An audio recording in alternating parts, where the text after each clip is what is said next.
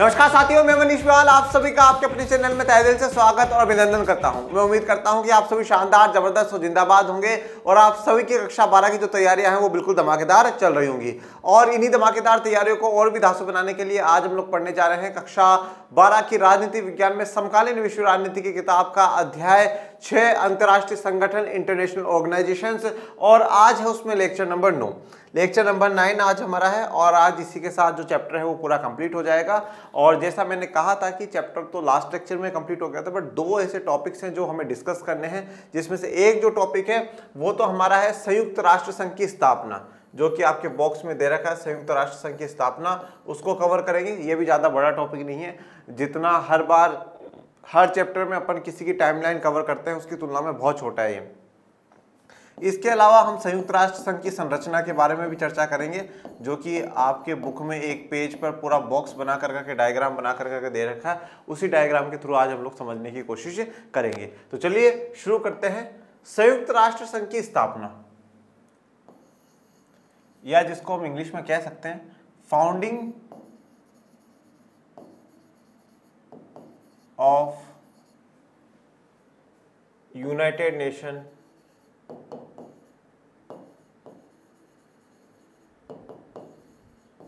Organisation, founding of United Nation organisation UNO. देखिए, कोई भी संगठन या कोई भी संस्था बनती है तो कहीं ना कहीं उसके लिए पहले से धीरे धीरे विचार प्रयास होना शुरू हो जाते हैं। ऐसा नहीं है कि 24 अक्टूबर 1945 को अगर हम ये मानते हैं कि संयुक्त राष्ट्र संघ का स्थापना दिवस है तो 23 अक्टूबर को बैठ करके सोचा होगा और 24 अक्टूबर को एक नया संगठन बना दिया होगा। नहीं, कहीं ना कहीं उसकी जड़ें पहले इतिहास में रही होंगी, कुछ ग्रुप्स मिलना शुरू हुए होंगे। जैसे कि आपने यूरोपियन यूनियन का देखा था कि यूरोपियन यूनियन में एक मार्शल प्लान आता है, फिर शुरुआत में 6 कंट्रीज मिलती है, 6 कंट्रीज धीरे धीरे इकोनॉमिक जो कम्युनिटी है वो बनाना शुरू करती है, फिर आगे जा करके पॉलिटिकल कम्युनिटी के रूप में तब्दील होती हैं, फिर जाकर के फाइनली 92 में यूरोपियन यूनियन, यूरोपीय संघ बनता है। तो कोई भी संगठन, चाहे वो अंतर्राष्ट्रीय हो चाहे किस भी प्रकार का संगठन हो, वो एक साथ, ऐसा नहीं कि एक साथ उभर करके आएगा, उनकी कुछ ना कुछ पहले आपको गतिविधियां देखने को मिलेगी। इसी प्रकार से स्वतंत्र भारत की राजनीति में, और इस किताब में भी जब आपने गुट निरपेक्षता आंदोलन के बारे में पढ़ा था तो गुट निरपेक्षता आंदोलन में जो अध्यक्षता कर रहा था वो भारत कर रहा था। भारत फाउंडिंग फादर्स में रहा है गुट निरपेक्षता आंदोलन के, तो कहीं ना कहीं उसकी शुरुआत पहले से ही हो चुकी थी। 1955-56 में कॉन्फ्रेंस होना है, उससे पहले आज़ादी से पहले एशियन रिलेशन कॉन्फ्रेंस हो रही है। तो कहीं ना कहीं वह यूनिटी, एकता वाली जो बातें हैं वो पहले से चल रही है। और फिर फाइनली 1961 में जाकर के बेलग्रेड में नेम की जो है पहला जो कॉन्फ्रेंस है, पहला सम्मेलन है वो बुलाया जाता है। तो कोई भी संगठन एक साथ यूं, बिल्कुल ऐसा नहीं कि ये पृथ्वी को चीर करके बाहर निकल गया, ये लो सब आज एक नया संगठन बन गया, ऐसा नहीं है। एक उसकी प्रक्रिया होती है, प्रोसेस होती है। तो उसी प्रकार से जो आज एक ऐसा संगठन है जो कि पूरे विश्व में एक दबदबा कायम करके रखा हुआ है, पूरे विश्व में शांति सहयोग बना करके चल रहा है, पूरे विश्व में अमेरिका को भी कंट्रोल करके चल रहा है और बाकी देशों के बीच में भी तालमेल बनाने का काम कर रहा है, ऐसा संगठन जो संयुक्त राष्ट्र संघ है, उसका जरूर कुछ ना कुछ इतिहास रहा होगा। वही इतिहास हम लोग जानेंगे कि किस प्रकार से इसकी शुरुआत हुई है। सबसे पहले बात करते हैं अगस्त 1941 की। शुरुआत कहां से हो रही है? अगस्त 1941। अब अगस्त 1941 वो टाइम पीरियड है बेटा जब क्या चल रहा है? वर्ल्ड वॉर सेकंड चल रहा है। अभी वर्ल्ड वॉर खत्म हुआ नहीं है, वर्ल्ड वॉर सेकंड चल रहा है, द्वितीय विश्व युद्ध चल रहा है। और द्वितीय विश्व युद्ध जब चल रहा है अगस्त 1941 में, अमेरिकी राष्ट्रपति रूजवेल्ट और ब्रितानी प्रधानमंत्री चर्चिल द्वारा अटलांटिक चार्टर पर हस्ताक्षर किए जाते हैं। क्या करे जाते हैं? अटलांटिक चार्टर पर हस्ताक्षर करे जाते हैं। अब ये अटलांटिक चार्टर में क्या था क्या नहीं था, ज्यादा डिटेल में हमें नहीं जानना है, ठीक है। अब भी सिर्फ आप ये देखिए कि जो संगठन है, वो संगठन जो देश है वो पास आने की कोशिश कर रहे हैं। और ये जब युद्ध का दौर चल रहा है तो इनको पता है कि युद्ध है और कल परसों जब भी खत्म होगा, कभी ना कभी खत्म तो होगा ही। और खत्म होने के बाद किस प्रकार से विश्व में शांति स्थापित हो सकती है, किस प्रकार से विश्व में देशों के बीच में सहयोग स्थापित हो सकता है, वो कैसे किया जा सकता है, तो उसके लिए कुछ ना कुछ प्रक्रिया, कुछ ना कुछ काम करने की आवश्यकता है। तो उसी के लिए अगस्त 1941 में अमेरिका के राष्ट्रपति हैं डी रूजवेल्ट, ठीक है। तो उस समय सेकेंड वर्ल्ड वॉर के टाइम पे कौन राष्ट्रपति है अमेरिका का? डी रूजवेल्ट है। और ब्रिटेन या ब्रितानी प्रधानमंत्री कौन थे?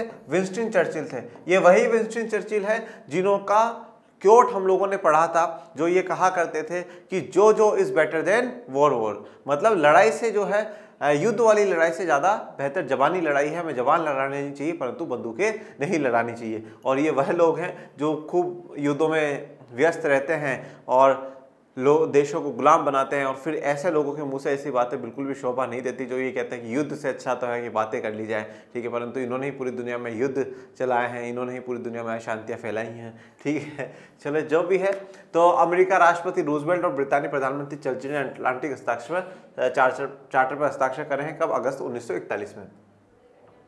जनवरी 1942, अब देखिए लगभग 8-7 महीने के बाद धुरी शक्तियों के खिलाफ, अब आप सभी को पता है कि जो वर्ल्ड वॉर सेकंड है, द्वितीय विश्व युद्ध जो है वो 2 ग्रुपों में लड़ा गया, ठीक है, 2 गुटों में लड़ा गया। और 2 गुटों में कौन था? एक गुट था धुरी शक्तियां, या जिनको एक्सिस पावर कहा जाता है।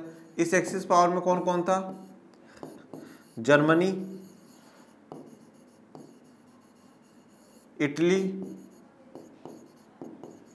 एंड जापान, ये 3 इसमें थे, जर्मनी, इटली और जापान। और उस समय जर्मनी में भी तानाशाह बैठा हुआ था और इटली में भी तानाशाह बैठा हुआ था। जर्मनी के हिटलर को तो आप सभी जानते हैं, तानाशाह हिटलर जो था वो। और भी गुट होंगे और भी देश होंगे, परंतु जो मुख्यतः थे वो ये थे। उसके बाद इधर जो था वो था मित्र राष्ट्र, या जिसको एलाइज पावर कहा जाता है, मित्र राष्ट्र। मित्र राष्ट्रों में कौन था? यूएसए, अमेरिका, यूएसएसआर, सोवियत संघ मतलब। उसके अलावा अगर मैं बात करूं ब्रिटेन,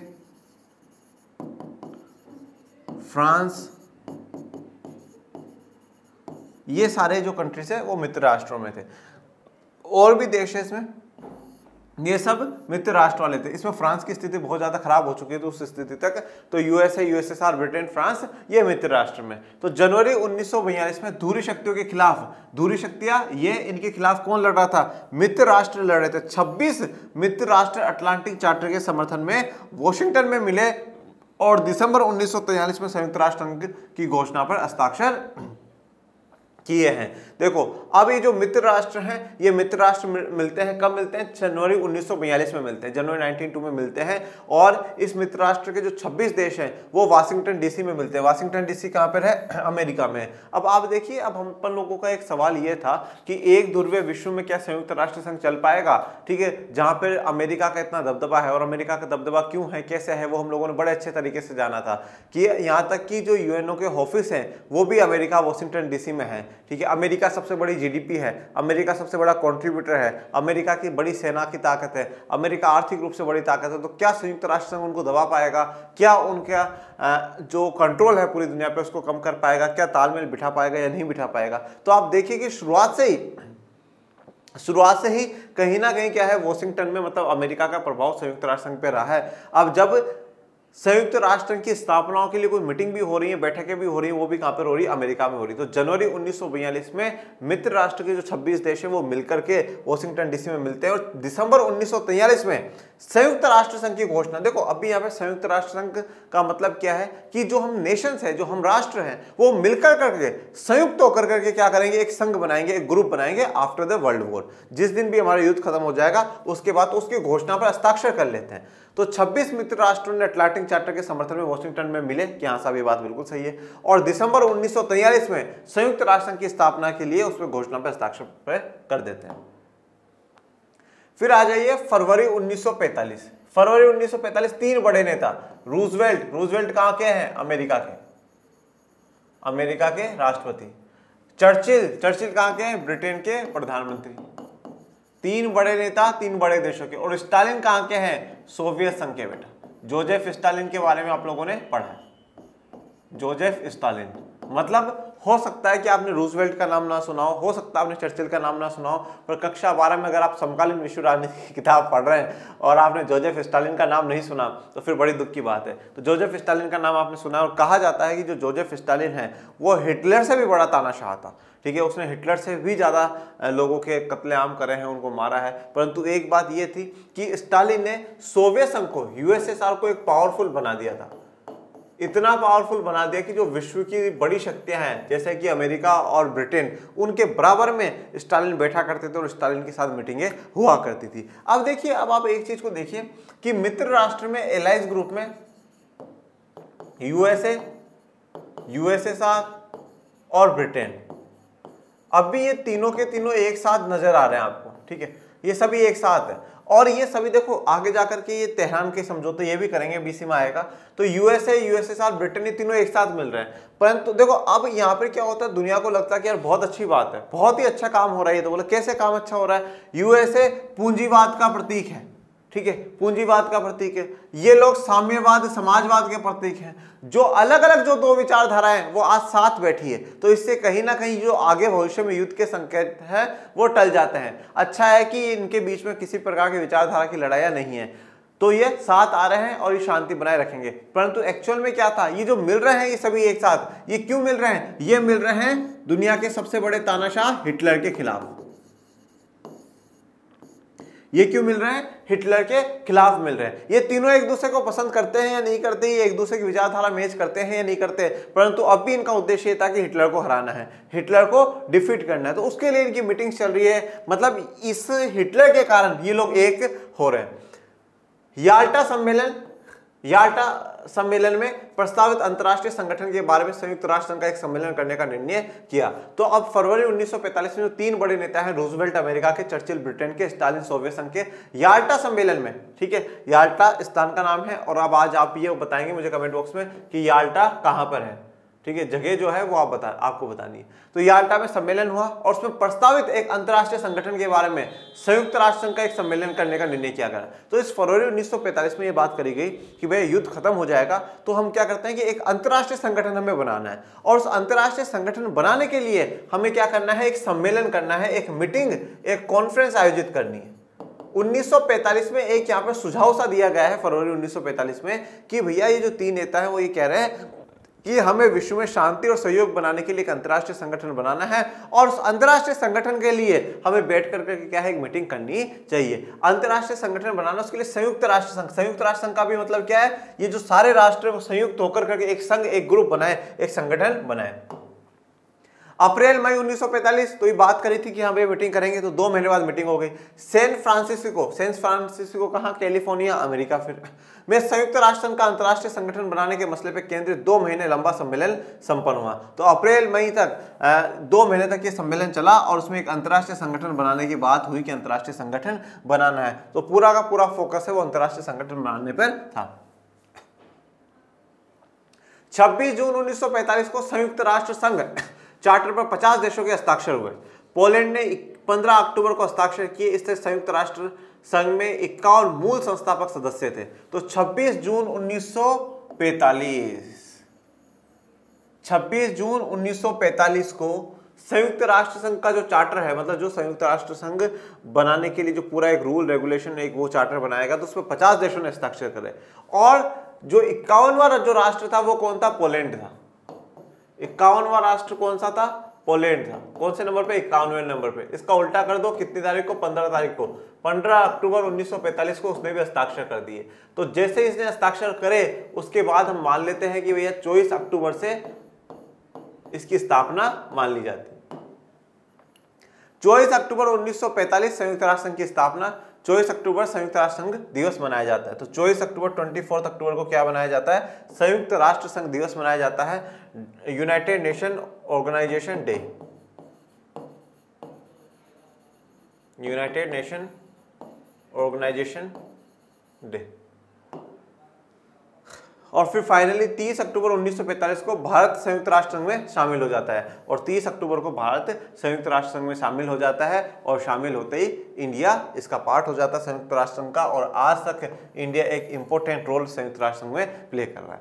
तो ये एक हमारा संयुक्त राष्ट्र संघ की स्थापना का जो टॉपिक था, बड़ा ही छोटा सा टॉपिक था, इस टॉपिक को अपन ने कवर कर लिया है। अब जो हम बात करेंगे, ये आपकी किताब में दे रखा है संयुक्त राष्ट्र संघ की संरचना, उसके प्रमुख अंग, ठीक है। ये मतलब काफी लोग, हो सकता है स्कूल में भी छुड़ा दिया जाता होगा कि नहीं पढ़ना, नहीं, पर अपन इसको भी कवर करेंगे बेटा, ठीक है। ये आप अपनी एनसीईआरटी में इसको खोल लीजिएगा और अपन अब इसको पढ़ते हुए चलते हैं, कवर करते हुए चलते हैं, ठीक है। क्या लिखा है, संयुक्त राष्ट्र संघ की संरचना, जो उसका स्ट्रक्चर है वो स्ट्रक्चर देखना है, इसके प्रमुख जो अंग है वो क्या क्या है वो देखना है। सबसे पहले बात करते हैं इसके जो प्रमुख अंग है वो क्या है, आम सभा। सबसे पहला जो प्रमुख अंग है वो क्या है बच्चों, आम सभा। ये रही आम सभा, ठीक है। तो सबसे पहला जो प्रमुख अंग है वो कौन सा है, आम सभा, या जिसको कहा जाता है United nation general assembly, UNGA। अभी भी है ना यूनाइटेड नेशन की आम सभा की मीटिंग चल रही है, ठीक है, यूनाइटेड नेशन की आम सभा की मीटिंग चल रही है, वहां पर नेता गए हुए हैं। 193 सदस्यों के प्रतिनिधि, सभी को एक समान मत, प्रमुख निर्णयों के लिए 2/3 और बाकी में सामान्य बहुमत की जरूरत, निर्णय सभी सदस्यों पर बाध्यकारी नहीं है। देखो अब 193 सदस्य हैं, सारे के सारे इसमें जुड़े हैं, 193 जो नेशन है इसके पार्ट है, सबको एक समान मत है, सबका एक वोट एक वैल्यू मानी जाएगी। प्रमुख निर्णय, अगर कोई बहुत इंपॉर्टेंट डिसीजन ले रहे हैं तो उस पर क्या है 2/3, मतलब वो फैसला 2/3 से पास होना चाहिए, फैसला 2/3 से पास होना चाहिए, नहीं तो बाकी सामान्य हो तो 50% जो भी है वो करा दे। और ये सभी पर बाध्यकारी नहीं है, मतलब कि सबको मानना ही पड़ेगा ऐसा जरूरी नहीं है, क्योंकि देखो अपन ने पहले भी पढ़ा है कि जो संगठन बनते हैं ये संगठन राष्ट्रों से मिलकर करके बनते हैं, ये संगठन किसी प्रकार से कोई राष्ट्रों पर दबाव वाली बात नहीं है, वो मानते हैं तो बहुत अच्छी बात है, शांति सहयोग बना रहेगा, और नहीं मानेंगे तो उनकी मर्जी है, तो बाध्यकारी नहीं है। क्यों बाध्यकारी क्यों नहीं है? क्योंकि हर देश एक प्रकार से अपना संप्रभु राष्ट्र है, उसकी अपनी मर्जी है, वो क्या करता है, किसके साथ संबंध रखता है, किन बातों को मानता है, किन बातों को नहीं मानता है। तो पहला जो इंपॉर्टेंट इसका ऑर्गेनाइजेशन है, प्रमुख अंग है, वो क्या है, आम सभा। उसके बाद जो दूसरा है वो है सुरक्षा परिषद।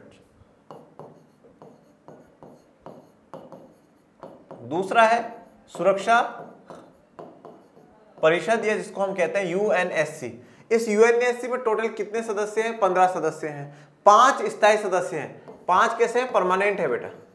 अब ये 5 परमानेंट कौन कौन से हैं? USA, Russia, UK, Britain and France, ये 5 है। इनके पास कौन सा अधिकार है? वीटो, निषेधाधिकार है, मतलब ये किसी भी काम के लिए मना कर सकते हैं, वीटो यूज कर सकते हैं। 10 अस्थायी सदस्यों का चुनाव आम सभा द्वारा 2 वर्षों के लिए किया जाता है, निर्णय सभी सदस्यों पर बाध्यकारी। देखो अब क्या है कि जो अस्थायी सदस्य होंगे, ये 5 तो परमानेंट है, बाकी 10 अस्थायी होंगे।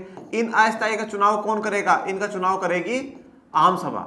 आम सभा इनको चुनेगी, 2 वर्षों में चुनेगी, और 2 वर्षों के बाद नए चुन करके आ जाएंगे, और फिर ये जो भी निर्णय लेंगे ये सब पर बाध्यकारी होंगे। तो सुरक्षा परिषद इतना इंपॉर्टेंट है कि इनके निर्णय मानने ही पड़ेंगे। चलिए फिर उसके बाद अगर हम तीसरा जो संगठन की बात करें वो है इनका सचिवालय। सचिवालय या सेक्रेटरीट इसको कहा जाता है। सचिवालय अन्य प्रमुख संगठनों के कार्यों के लिए अंतर्राष्ट्रीय स्टाफ, इसका प्रधान महासचिव होता है, जिसकी नियुक्ति सुरक्षा परिषद की सलाह पर आम सभा 5 सालों के लिए करती है। देखो अब अन्य प्रमुख जो संगठनों का के कार्यों के लिए अंतर्राष्ट्रीय स्टाफ है, मतलब सचिवालय का मतलब क्या होता है, यहाँ पर वो पूरा स्टाफ बैठता है जो ये सारे कामों को संभालता है, मतलब ठीक है। जैसे आप देखेंगे हमारे भी जैसे प्रधानमंत्री जी हैं, मुख्यमंत्री होते हैं, तो एक सचिवालय होता है, सेक्रेटरीट होता है, वही मतलब वहीं पर मीटिंग्स होती हैं इन लोगों की, हमारे मिनिस्टर्स की, इन सब की, वहीं सारे काम काज होते हैं, और उस सचिवालय में बहुत बड़ा स्टाफ काम कर रहा होता है, ठीक है ना, बहुत सारे लोग काम कर रहे होते हैं। तो सचिवालय इसी प्रकार से, सचिवालय इनका मतलब एक प्रकार से पूरा ऑफिस सा है जहाँ पे काफी स्टाफ इनके लिए काम कर रहा है। और इसका जो प्रधान होता है वो कौन होता है? महासचिव होता है, जनरल सेक्रेटरी होता है, जिसकी नियुक्ति सुरक्षा परिषद की सलाह पर होती है। सुरक्षा परिषद बोलती है उसको बनाया जाता है, और कितने सालों के लिए? 5 सालों के लिए बनाया जाता है। फिर इसके बाद सचिवालय के बाद बात करते हैं अंतर्राष्ट्रीय न्यायालय, international court of justice. International court of justice,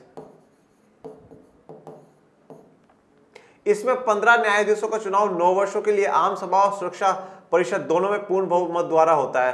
मुख्यालय कहां पर है? हेग में है। देखो अब इसमें कितने जस्टिस बैठेंगे? 15 न्यायाधीश बैठेंगे। कितने? 15 जज बैठेंगे। और कितने वर्षों के लिए चुनाव होता है? 9 सालों के लिए एक को चुना जाता है, वो 9 साल तक रहेगा। और कौन चुनेगा? आम सभा और सुरक्षा परिषद पूर्ण बहुमत के साथ चुनेंगे कि हाँ भाई सब उस पर एग्री होते हैं, तभी उसमें होगा। और मुख्यालय कहां पर है? हेग में। तो हमारा एक संगठन 2, 3, 4 जो ये इंपोर्टेंट है वो। उसके बाद बात करते हैं आर्थिक और सामाजिक परिषद। कौन सा हो जाएगा? आर्थिक और सामाजिक परिषद, जिसे हम कहते हैं economic and social council. Economic and social council. सदस्य देशों का चुनाव आम सभा द्वारा 3 वर्षों के लिए, सभी भौगोलिक क्षेत्रों को प्रतिनिधित्व देते हैं 54 सदस्य। देखो अब यह सभी देशों को जो चुनाव करती है वो आम सभा करती है, और इसमें टोटल कितने देश हैं? 54 देश इसका पार्टिसिपेट होते हैं, जिससे कि पूरे जो विश्व है उसका प्रतिनिधित्व यहाँ पर हो जाता है। उसके बाद जो बात करते हैं वो है न्यायसीता परिषद। ये न्यायसीता परिषद जिसको हटा दिया गया था बाद में 60 वर्ष के उपलक्ष्य पर, संयुक्त राष्ट्र संघ के न्याय संहिता प्रणाली के अंतर्गत आने वाले ट्रस्ट टेरिटोरी पुलाव के आजाद होने के साथ नवंबर 1994 से परिषद स्थगित हो गया, तो स्थगित कर दिया, इसको पोस्टपोन कर दिया, हटा दिया, तो इसको ऊपर को ज्यादा नहीं पढ़ना है। ठीक है, तो ये जो मेन इसके जो संगठन थे, आम सभा, सुरक्षा परिषद, अंतर्राष्ट्रीय न्यायालय, सचिवालय और आर्थिक सामाजिक परिषद, ये 5 इसके मुख्य हो गए। अब इनके बारे में हम और थोड़ा सा पढ़ लेते हैं। देखिए, अब सहायक निकाय, अब इस सुरक्षा परिषद में जो सहायक निकाय जो हेल्पिंग करने वाले हैं, सैन्य समिति है, सेना के लिए एक समिति बना रखी है, अंतर्राष्ट्रीय अपराध न्यायाधिकरण है, ठीक है, जो अंतर्राष्ट्रीय अपराध का जो न्यायाधिकरण है वो है, शांति संस्थापक अभियान और मिशन है इन चीजों के लिए। फिर उसके बाद है संबंध संगठन, इससे जुड़े हुए जो संगठन है वो कौन से है, अंतर्राष्ट्रीय आणविक ऊर्जा, आम सभा और सुरक्षा परिषद दोनों के प्रति उत्तरदायी है। और ये जो अंतर्राष्ट्रीय आणविक ऊर्जा है, जिसके बारे में हमने लेक्चर 1 में ही पढ़ लिया था, ये आम सभा और सुरक्षा परिषद दोनों में जवाब देगी, उत्तरदायी होगी। उसके बाद बात करते हैं कार्यक्रम और कोर्स। देखिए, ये जो एरोज बने हुए हैं, अभी जो सहायक निकाय है वो सुरक्षा परिषद के प्रति जिम्मेदार है, संबंध संगठन ये अंतर्राष्ट्रीय आणविक ऊर्जा ये इसके प्रति भी और इसके प्रति भी है। कार्यक्रम कोष, व्यापार एवं विकास सम्मेलन, पर्यावरण कार्यक्रम, विकास कार्यक्रम, बाल कोष, जनसंख्या कोष, शरणार्थी उच्चायोग, विश्व खाद्य कार्यक्रम, ये सारे के सारे इसमें बने हुए हैं। ये किस में जवाब देंगे, आम सभा में जवाब देंगे। इधर है शोध और प्रशिक्षण संस्थान, सामाजिक विकास के लिए शोध संस्थान, मतलब सामाजिक विकास और किस प्रकार से करा जा सकता है उसके लिए रिसर्च करने का जो काम है वो ये करता है, ये आम सभा में जवाब देगा। सहायक निकाय, अब देखो इसके तो सहायक निकाय ये हेल्पिंग वाले जो और ग्रुप्स हैं, इसके क्या है, इसमें समितियां और निकाय बना दी जाते हैं, वो इसके हो जाएंगे। इसके संबंध संगठन कौन है, रासायनिक हथियारों पर निषेध के लिए संगठन, रासायनिक जो हथियार है उन पर निषेध लगाने वाले संगठन है। आर्थिक और सामाजिक पे आ जाओ, विशेष कार्यों के लिए आयोग, विशेष कार्यों के लिए आयोग जैसे मानवाधिकार आयोग हो जाएगा, मादक द्रव्य आयोग हो जाएगा, टिकाऊ विकास, महिलाओं की स्थिति, इन सब पे जो आयोग बन रखे हैं वो सारे के सारे आयोग इसमें आ जाएंगे। फिर कुछ क्षेत्रीय आयोग भी है, जैसे अफ्रीका, यूरोप, दक्षिण अमेरिका और कैरिबियाई देश। आर्थिक और सामाजिक आयोग, एशिया प्रशांत और पश्चिम एशिया। यहाँ पर इतना सारा आपको याद नहीं रखना, मेन बस ये जो 5 इसके ग्रुप है, 5 जो अंग है, सुरक्षा परिषद का होना, आम सभा का होना, अंतर्राष्ट्रीय न्यायालय, सचिवालय, आर्थिक और सामाजिक परिषद, ये ज्यादा इंपॉर्टेंट है। ये विश्व व्यापार संगठन का है। इसके बाद अपन देखें विशेष एजेंसियां जो है, अंतर्राष्ट्रीय श्रम संगठन ILO, खाद्य एवं कृषि संगठन, संयुक्त राष्ट्र संघ शैक्षिक, वैज्ञानिक एवं सांस्कृतिक संगठन UNESCO जो कि वर्ल्ड हेरिटेज बताता है, विश्व स्वास्थ्य संगठन, IMF, IMO और ITU। ठीक है, ये अन्य इकाइयों में देखोगे तो मानव अधिकार उच्च आयोग है, संयुक्त राष्ट्र संघ विशेष विश्वविद्यालय, HIV एड्स कार्यक्रम, इन सभी के लिए इसने बना रखा है। तो ये इसके सारे जो संरचना है, इसका जो सारा संगठन है वो हमने देखा है। इसमें जो मेन है बस वो आपको ये जो 5 इनका है, इनका आपको ध्यान रखना है, इनकी जो डिटेल्स है वो आपको ध्यान रखनी है। जैसे अब यहाँ पे आपको काफी कुछ पता चला है, जैसे सचिवालय का हेड कौन होता है, तो महासचिव होता है, उसको कैसे चुना जाता है वो पता चला है। इसका अंतर्राष्ट्रीय न्यायालय है, इसका क्वेश्चन पूछा जा सकता है, उसका मुख्यालय कहाँ पर है, हेग में। बाकी इतना ज्यादा ये जो एक्स्ट्रा दे रखा वो नहीं आएगा, पर फिर भी एक बार आप इनको रिवाइज कर लीजिएगा। आज के लेक्चर में अपना इतना ही है और इसी के साथ आज हमारा चैप्टर कंप्लीट हो गया है। अब हम समकालीन विश्व में सुरक्षा वाला जो चैप्टर है वो शुरू करेंगे और अब हमारे 3 चैप्टर बाकी रह गए। उसके बाद ये जो पूरी किताब है वो कंप्लीट हो जाएगी और मतलब हमारा जो पूरा 12th का जो कोर्स है वो कंप्लीट हो जाएगा। मेरे प्यारे विद्यार्थियों, पढ़ते रहिए, आगे बढ़ते रहिए। आपके अपने चैनल को ज़्यादा से ज़्यादा लाइक, शेयर, सब्सक्राइब करते रहिए और डिस्क्रिप्शन में लिंक दे रखा है टेलीग्राम चैनल का, उसको भी ज्वाइन कर लीजिएगा, जिससे आपको सभी नई जानकारियाँ मिलती रहे। मिलेंगे नेक्स्ट लेक्चर में, तब तक के लिए थैंक यू सो मच। जय हिंद, जय भारत।